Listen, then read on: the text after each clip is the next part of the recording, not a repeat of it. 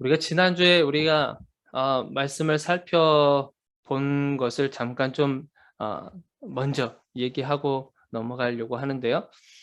하나님께서는 하나님의 사람들과 그리고 하나님의 아들들과 그리고 사람의 딸들이 결혼을 함으로 인해서 이 온 세상에 죄악으로 가득 찼다고 그랬어요.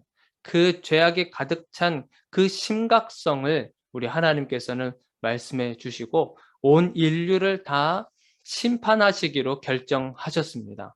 그 심판하시기로 결정하신 것은 번복하지가 않아요. 하나님은 한번 심판하시겠다고 결정하시면 그 어떠한 환경이나 어떠한 것으로도 이것을 다시 뒤집거나 그러지 않으십니다. 그런데 우리가 성경에서 보니까 하나님께서 심판을 결정하셨으면 그 심판의 내용이 바로 등장해야 되는데 이 성경은 바로 심판에 대해서 얘기하지 않고 한 사람을 등장시킵니다. 그 한 사람이 바로 누구였냐면 노아라고 하는 사람이었었어요. 노아라는 사람을 하나님께서 이 성경에서 등장시킴으로 인해서 왜 심판 이야기를 하지 않으시고 이 노아라고 하는 사람을 등장시켰는가라고 하는 것이었어요. 그 이유는 두 가지였는데 첫 번째 하나는 뭐냐면 심판 속에서 다른 계획을 세우고 계시는 하나님을 보여주신 겁니다. 심판은 정해진 거예요. 변하지 않아요.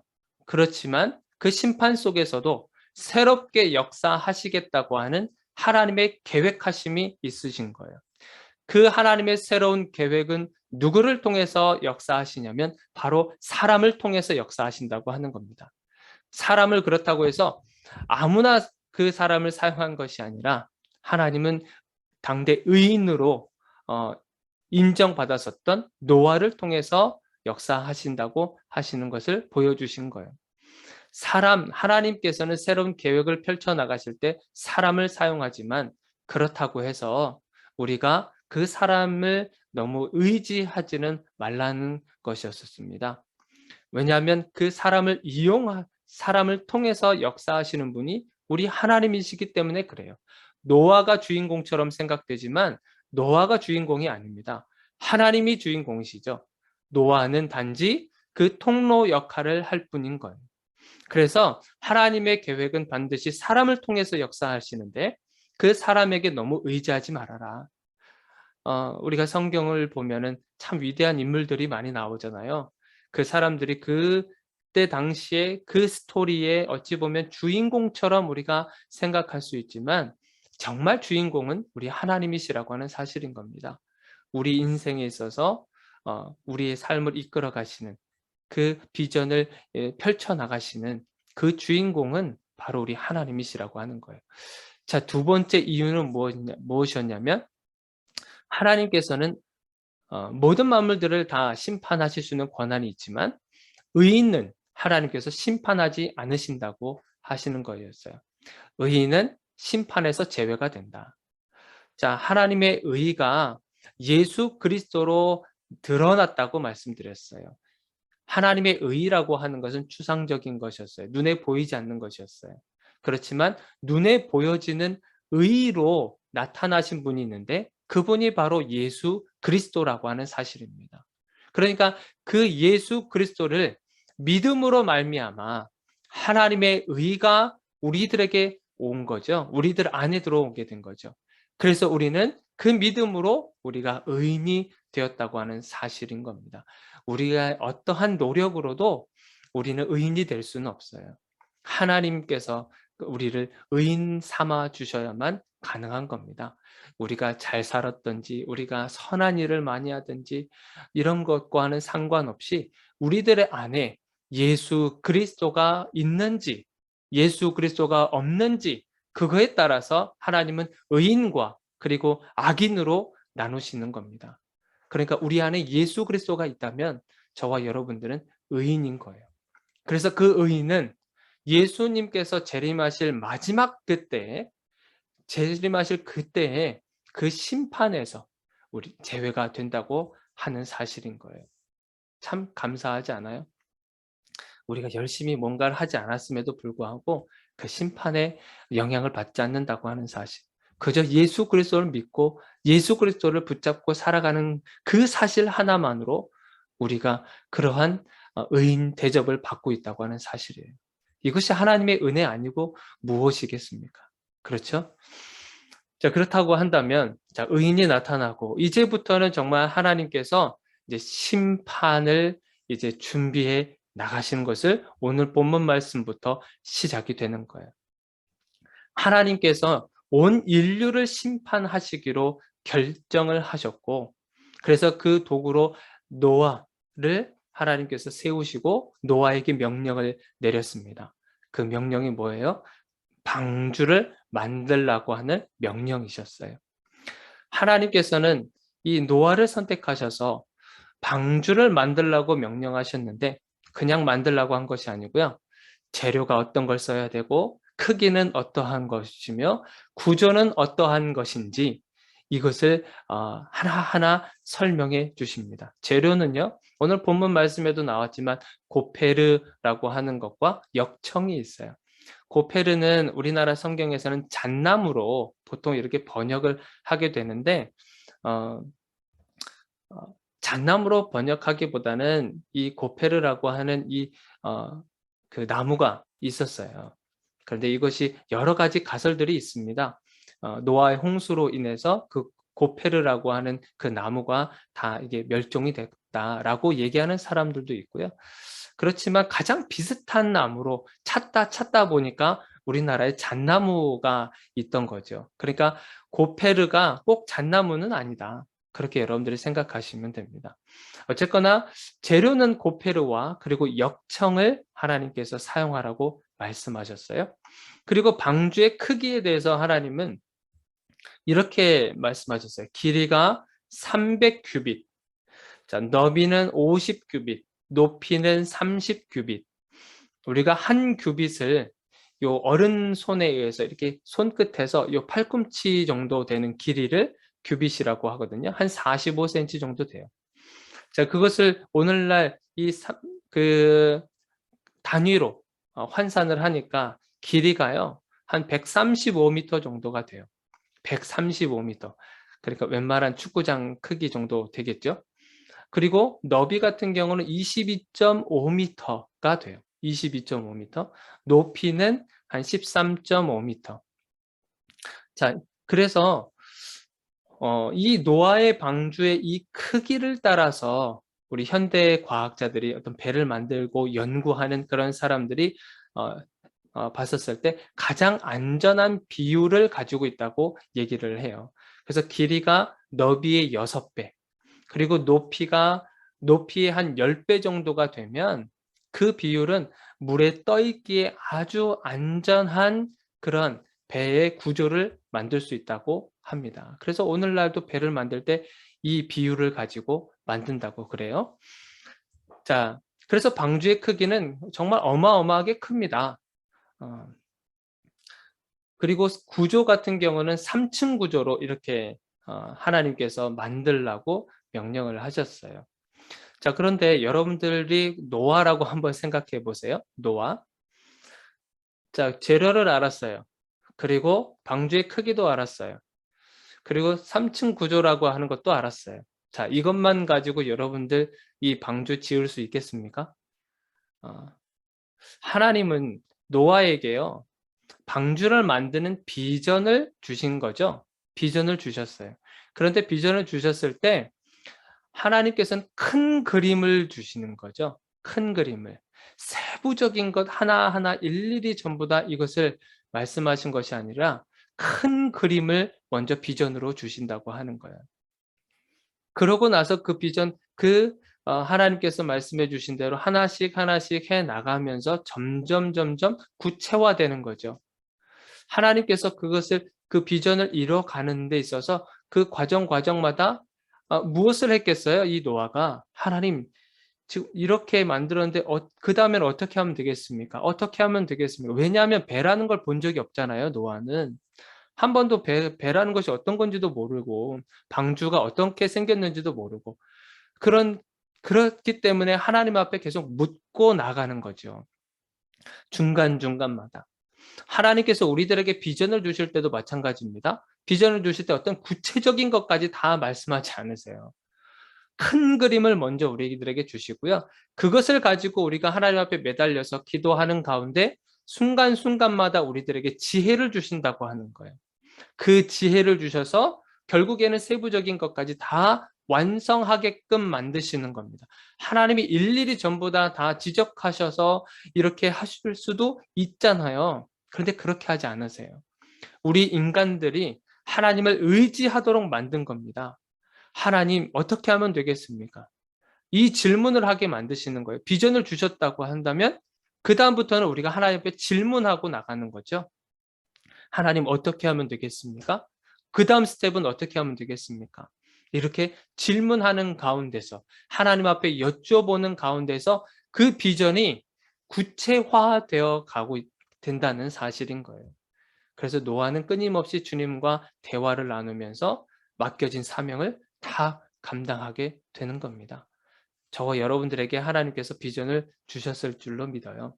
그 비전이 있다면 그것을 가지고 계속 기도하는 가운데서 하나님께서 주시는 지혜를 하나님으로부터 이렇게 구하시고 또 채워지는 그 은혜를 경험하시기를 바랍니다. 자, 방주를 다 지으면 그 방주에 올라타게 되는 사람들과 동물들을 기록을 하고 있어요. 우리 18절에 보니까 노아의 가족들이죠. 노아가 셈, 함, 야벳 이 세 아들을 낳았고 이 아들이 다 장성해서 결혼을 했잖아요. 그 며느리들 셋, 그리고 노아와 노아의 아내. 자, 그렇게 해서 이 방주에 타는 사람은 오직 8명만 타게 됩니다. 나머지는 전부 다 이제 수장되는 거죠. 자, 그리고 동물들을 살펴보니까 19절에서 20절에 있는 말씀 보니까 혈육 있는 모든 생물 암수 한 쌍씩, 그리고 새와 가축과 그리고 땅에 기는 모든 것 종류대로 둘씩 이렇게 사람들과 동물들을 태우게 됩니다. 자, 그런데 우리가 하나님께서 왜 방주를 만들게 하셨을까? 왜 하필 방주일까?라고 하는 그런 질문을 한번 던지려고 합니다. 하나님은 다른 방법이 있으실 텐데도 불구하고 하나님은 못하실 일이 없으시잖아요. 하나님은 전지전능하신 분이시기 때문에 말씀으로 모든 것을 창조하셨던 분이시기 때문에 방주가 아니더라도 다른 방법으로도 충분히 이렇게 새로운 계획을 이루어 가실 수도 있었단 말이죠. 그런데 왜 방주일까라고 하는 거예요. 자, 그것은 우리가 두 가지 이유로 좀 살펴보려고 합니다. 자, 첫 번째는 뭐냐면 인간은요, 하나님의 은혜를 떠나서 살 수 없는 존재라고 하는 것을 알려주시기 위한 거예요. 우리 인간은 하나님의 은혜를 떠나서는 단 한순간도 살 수 없는 존재라고 하는 것을 알려주시기 위해서 이 방주라고 하는 것을 하나님께서 만드신 겁니다. 노아를 통해서 만드신 거예요. 여러분들 방주를 한번 생각해 보세요. 방주는요, 우리가 배라고 생각을 하지만 우리가 흔히 배라고 하면요, 어떤 것들이 있겠습니까? 어떤 방향을 조정할 수 있는 이 핸들도 있을 것이고, 그리고 배가 움직이도록 만드는 어떤 프로펠러 같은 동력이 있을 것이고요. 그리고 어떤 방향이 정해져 있죠. 배가 갈 수 있는 방향이 정해져 있단 말이죠. 그러니까 아무 데나 가는 게 아니라 이 바다에도 길이 있다고 하더라고요. 이 하늘에도 보면 비행기가 갈 때도 보면 다 길이 있다고 하잖아요. 우리가 흔히 배라고 생각하면요, 이 배는 반드시 그 목적지가 정해져 있어요. 출발하는 장소도 있지만 반드시 목적을 향해서 달려가게 되어 있단 말이죠. 그런데 방주는요, 그런 일반적인 배하고는 완전히 틀린 겁니다. 길이가 135m, 너비가 22.5m, 높이가 13.5m 되는 이 거대한 배는요, 누가 이렇게 운전할 수도 없어요. 그리고 어떤 방향키가 있는 것도 아닙니다. 그냥 물이 출렁이면 출렁이는 대로, 물이 흘러가면 흘러가는 대로 갈 수밖에 없는 것이 이 노아의 이 방주라고 하는 사실인 거예요. 우리가 그냥 흔히 봤을 때는 목적지 없이 그냥 흘러가는 것처럼 보여요. 우리가 제3자 입장에서 이 노아의 방주를 보면 아무런 목적 의식도 없이 움직이고 있는 그런 물체와 다름없는 거예요. 자, 그런데 우리가 봤을 때는 아무런 목적지가 없고 어떠한 자기 스스로 움직일 수 있는 그런 동력이 있는 것도 아닌데, 하나님이 보셨을 때에는 하나님은요, 이 방주의 목적지를 알고 계시는 분이신 거예요. 이 방주가 어떻게 흘러가게 될지 이 모든 것을 이미 다 알고 계신다고 하는 사실인 거예요. 왜 하나님께서 이 방주를 만드셨는가? 그거는 우리가 첫 번째는 무엇이냐면, 앞으로 펼쳐질 이스라엘 백성들의 삶, 하나님의 백성들의 삶을 보여준다고 하는 겁니다. 목적 없이 흘러가는 그런 이스라엘 백성들을 이제 보게 되는 거예요. 마치 그렇게 목적 없이 살아가는 인생처럼 보이지만 항상 누가 같이 동행하여요? 하나님이 항상 동행하고 있다는 사실인 거예요. 하나님만 의지할 수밖에 없는 그러한 삶. 우리가 그걸 대표적으로 알 수 있는 것이 뭐냐면 창세기 12장 1절에 보면 하나님께서 아브라함을 부르시는 장면이 나와요. 창세기 12장 1절 제가 한번 읽어드릴게요. 여호와께서 아브라함에게 이르시되 너는 너의 고향과 친척과 아버지의 집을 떠나 내가 네게 보여줄 땅으로 가라. 그렇게 말씀하신 거예요. 아브라함은요 그 땅이 어딘지 몰라요. 그냥 하나님께서 내게 보여줄 그 땅으로 가라 하셨기 때문에 그 땅이 도대체 어디에 위치해 있는지를 모른단 말이죠. 오직 하나님만 알고 계시는 거예요. 그런데 그 말씀에 의지해서 하나님과 함께 동행하면서 그 지시할 땅으로 가고 있는 거예요. 그게 이스라엘 백성들이거든요. 그게 하나님의 백성들의 모습인 거예요.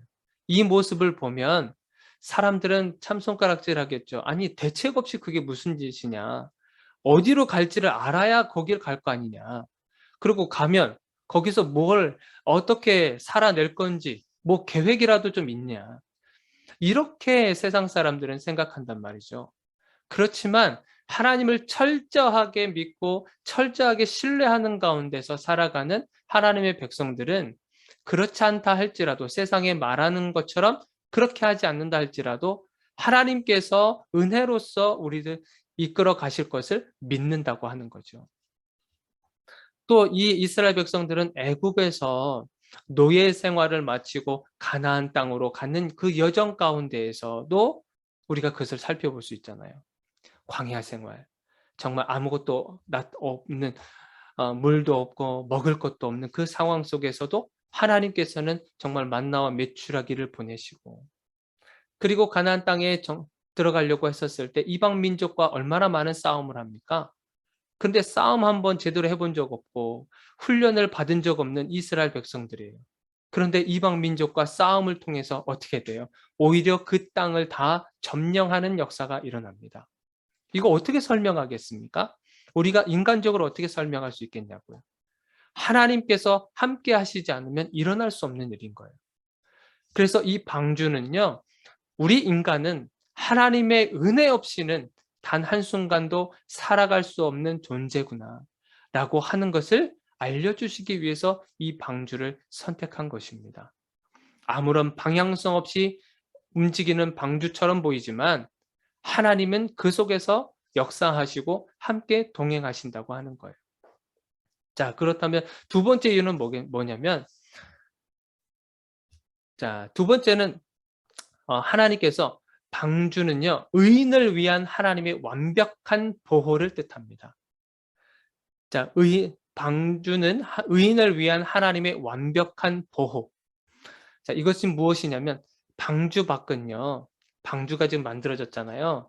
예, 방주가 만들어져서 그 안에 노아의 가족들이 들어가고, 그리고 동물들도 들어갔단 말이죠. 그런데 그 방주 밖은 지금 어떤 일이 벌어지고 있어요? 심판이 존재하고 있는 거예요. 그렇지만 방주 안에 있는 사람들은 보호를 받고 있는 겁니다. 자, 하나님께서 노아를 선택하셨던 그 이유를 우리가 좀 전에 살펴봤잖아요. 의인은 하나님께서 심판하지 않으신다. 이것을 어찌 보면 말씀만 하신 것이 아닌 하나의 어찌 보면 정말 눈으로 확인할 수 있는 그런 증명을 마치 보여주시듯 이런 노아의 방주를 선택하신다고 하신 거예요. 방주 안에 있는 사람들은 보호받게 된다. 그 주변은 다 심판으로 두려워하고 공포에 떨고 있는 가운데서도 그 방주 안에만 있으면 완벽한 하나님의 보호하심을 경험할 수 있다고 하는 겁니다. 여러분들이 한번 여러분들이 방주 안에 있다고 생각해 보세요. 방주 안에 있어도요, 우리들은 인간이기 때문에 어떤 공포와 두려움이 있을 수 있지 않겠습니까? 여러분들 배가 이렇게 한번 출렁일 때 한번 생각해 보세요.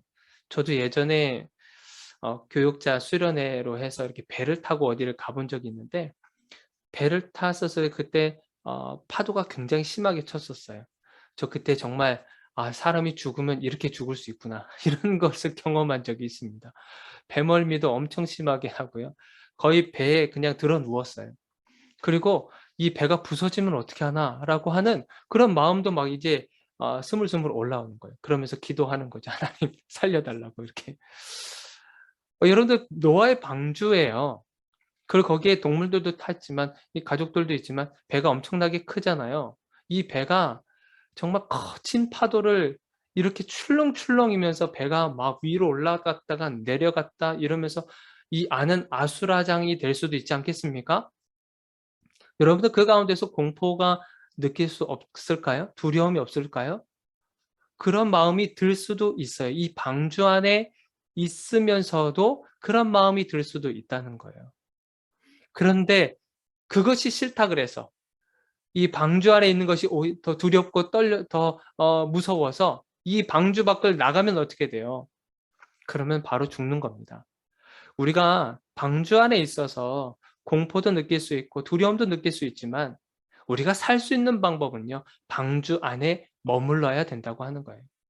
머물러야 우리가 사는 거예요. 자, 이것을 대표적으로 우리가 알 수 있는 것이 예수님과 그 제자들의 이야기 속에서도 나타나거든요. 마가복음 4장 35절에서 41절에 보면요. 어떤 일들이 있었냐면 예수님께서 제자들이 타고 있던 배에 이렇게 잠을 청하고 주무시고 있었어요. 근데 갑자기 큰 풍랑이 일기 시작합니다. 배가 막 뒤집힐 것 같은 그런 일들이 있었던 거예요. 자, 여러분들 이 제자들은요, 어부였잖아요. 배를 한두 번 타본 게 아닙니다. 그러니까 이 정도 상황이면 이거 굉장히 응급 상황이다. 위급 상황이다. 이것을 금방 파악할 수 있지 않겠습니까? 이때 상황도 마찬가지였어요. 큰 풍랑이 일어나니까 배가 부서질 정도로. 그래서 다급해서 지금 주무시고 있는 예수님을 깨우는 장면이 이 마가복음 4장 35절에서 41절에 나와요. 주님, 우리가 죽겠으니까 주님 지금 주무실 때가 아닙니다. 일어나셔야 됩니다. 이렇게 제자들이 당황해하고 있는 모습을 보고 있어요. 여러분들이 이 제자들의 배에 지금 누가 타고 있어요? 예수님이 타고 계시거든요. 예수님이 같이 타고 있는데도 불구하고 이런 두려움과 이 공포심에서 벗어나지 못하고 있는 거예요. 우리가 예수 그리스도를 믿고 살아가고 그리고 주님의 말씀대로 살아가는 그 가운데에서 우리가 때로는 평안함을 찾게 되고 감사함으로 우리가 이것을 살아내기도 합니다. 그렇지만 우리가 삶을 살아갈 때 항상 그것만 있는 게 아니잖아요.